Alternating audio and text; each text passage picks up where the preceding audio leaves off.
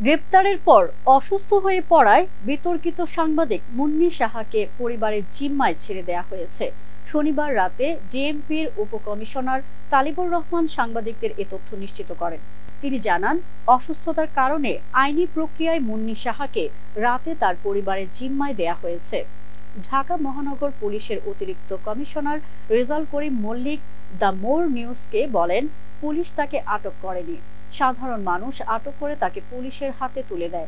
প্রথমে তাকে তেজগাঁও থানায় নেওয়া হয়েছিল। নিরাপত্তার কারণে তাকে ডিবি কার্যালয়ে নেওয়া হয়েছিল। তিনি আরো বলেন, মুন্নী সাহার প্যানিক অ্যাটাক হয়েছিল এবং তিনি অসুস্থ হয়ে পড়েছিলেন এবং তিনি একজন নারী সাংবাদিক। এসব বিষয় বিবেচনায় নিয়ে ফৌজদারি কার্যবিধির 497 ধারা অনুসরণ করে তাকে ছেড়ে দেওয়া হয়েছে।